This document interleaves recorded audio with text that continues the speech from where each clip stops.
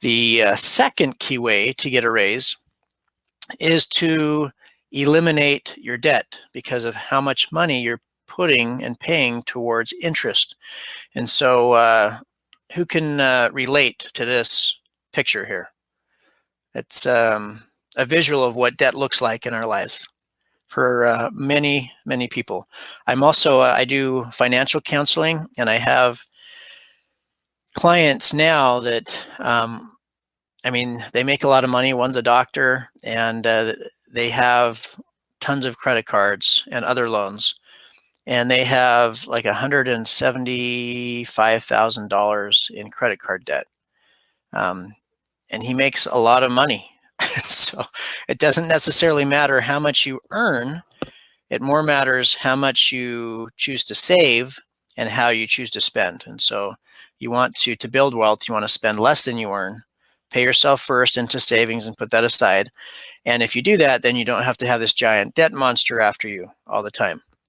So we're going to talk about debt, how to get out of debt, etc. But first, why do we go into debt? What is the purpose? I want you to ask yourself, why am I going into debt? Or are you? Maybe you say, I don't go into debt.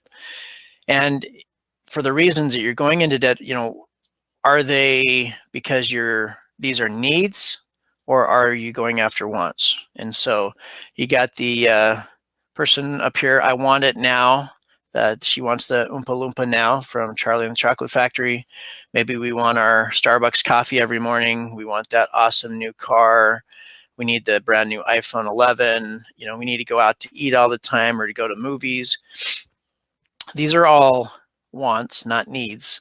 And as it states in this next quote here by George Clason, that which each of us calls our necessary expenses will always grow to equal our income unless we protest to the contrary. So like this doctor friend of mine, maybe, he makes maybe $300,000 a year, but he's living paycheck to paycheck. He just has more debts, more stuff, bigger payments for his house, bigger payments for his cars, more payments on these credit cards of $175,000. And so whether you earn $40,000 a year or $300,000 a year, our expenses tend to equal our income unless we say enough is enough. And we say, guess what? I'm going to put money aside first, pay myself first into savings, which can then go into investing, and live off the rest. In other words, live on less than we earn. That will keep us out of this debt. Again, it's not how much we earn, but how we choose to spend that money. So what are the top causes of debt? Why do we tend to go into this debt, right? Some people think it's normal. It's just a way of life. Everybody has a car payment. Everybody has debt. It's because we want things now and don't want to wait, etc. But if you're in school as a student, or if you recently were, or in the last few years, then you might have some student loans. And student loans are fine as long as you are minimizing those. And so in my classes here at NMSU, I teach a class, and one of the main focus areas is to help students minimize the amount of student loan debt that they'll have and credit card and other debt when they graduate. They don't, because a lot of times they borrow this money and then we spend it on going out to eat, or buying a vehicle that we don't need, or having a pet that costs a lot of money, or all these different things that we do, buying expensive clothes or things that we want, or going on these vacations. And we shouldn't be doing any of those things if we're borrowing money and going into debt. We need to be living more frugally until we can earn more money and live a little bit better, but still within our means. So student loans, possibly, but credit cards, our auto loans, and then our saving habits, whether we tend to pay ourselves first and save, or whether we're spending more than we earn. Those are really the top causes of debt. These other things like financial ignorance or divorce or medical expenses definitely happen. But for most people, it's the auto loan, it's the not saving and spending more than we earn, and it's these credit cards that we sign up for, or store cards.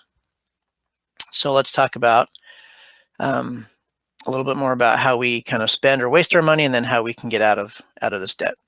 So you can look here. Food away from home was number one. I have my students track their spending for a month to see where their money's going.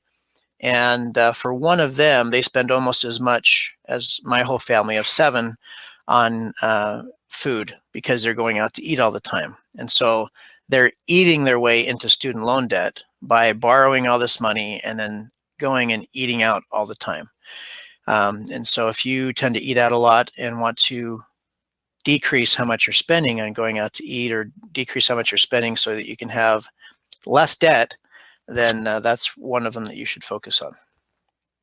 So is it ever okay to go into debt? That's a question that I usually get asked. And yeah, so Robert Hales here says, debt incurred for education, and I would couch that again in only what you need for education, not borrowing a bunch of money in student loans and then buying a new car and going out to eat all the time. That's not what he's talking about. So the minimum amount you actually need to borrow for education, or a modest home, notice the word modest, or a basic automobile, notice the word basic, may be necessary to provide for a family. So education, modest home, basic automobile, right?